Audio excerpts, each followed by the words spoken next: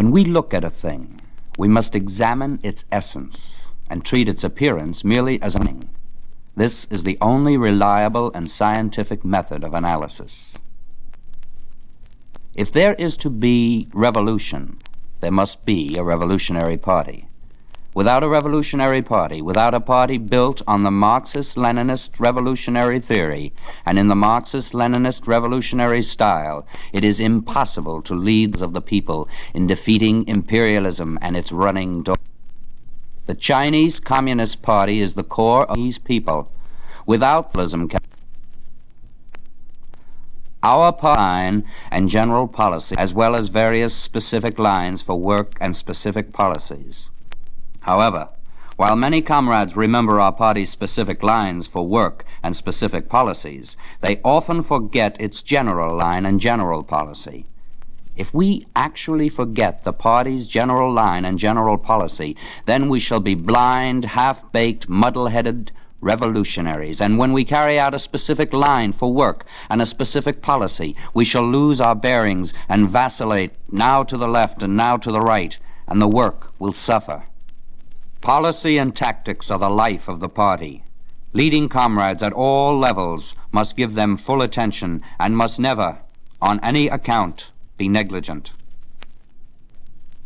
Every communist must grasp the truth. Political power grows out of the barrel of a gun. Classes struggle. Some classes triumph. Such is history. Such is the history of civilization for thousands of years. To interpret history from this viewpoint is historical materialism. Standing in opposition to this viewpoint is historical idealism. In class society, everyone lives as a member of a particular class, and every kind of thinking, without exception, is stamped with the brand of a class. The ruthless economic exploitation and political oppression of the peasants by the landlord class forced them into numerous uprisings against its rule. It was the class struggles of the peasants, the peasant uprisings and peasant wars that constituted the real motive force of historical development in Chinese feudal society. In the final analysis, national struggle is a matter of class struggle. Among the whites in the United States, it is only the reactionary ruling circles who oppress the black people. They can in no way represent the workers, farmers, revolutionary intellectuals, and other enlightened persons who comprise the overwhelming majority of the white people. The enemy will not perish of himself. Neither the Chinese reactionaries nor the aggressive forces of U.S. imperialism in China will step down from the stage of history of their own accord. Who are our enemies? Who are our friends? This is a question of the first importance for the revolution. The basic reason why all previous revolutionary struggles in China achieved so little was their failure to unite with real friends in order to attack real enemies. A revolutionary party is the guide of the masses, and no revolution ever succeeds when the revolutionary party leads them astray.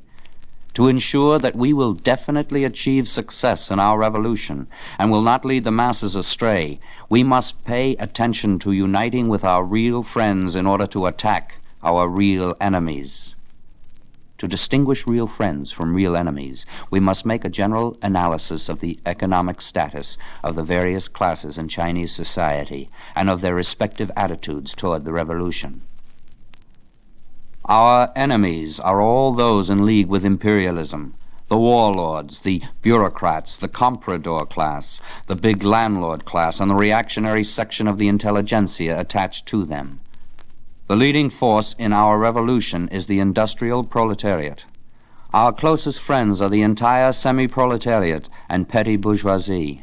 As for the vacillating middle bourgeoisie, their right wing may become our enemy and their left wing may become our friend, but we must be constantly on our guard and not let them create confusion within our ranks. Whoever sides with the revolutionary people is a revolutionary. Whoever sides with imperialism, feudalism, and bureaucrat capitalism is a counter-revolutionary. Whoever sides with the revolutionary people in words only, but acts otherwise is a revolutionary in speech. Whoever sides with the revolutionary people in deed as well as in word is a revolutionary in the full sense. I hold that it is bad, as far as we are concerned, if a person, a political party, an army, or a school is not attacked by the enemy. For in that case, it would definitely mean that we have sunk to the level of the enemy. It is good if we are attacked by the enemy, since it proves that we have drawn a clear line of demarcation between the enemy and ourselves. It is still better if the enemy attacks us wildly and paints us as utterly black and without a single virtue. It demonstrates that we have not only drawn a clear line of demarcation between the enemy and ourselves, but achieved a great deal in our work. We should support whatever the enemy opposes and oppose whatever the enemy supports. After the enemies with guns have been wiped out, there will still be enemies without guns.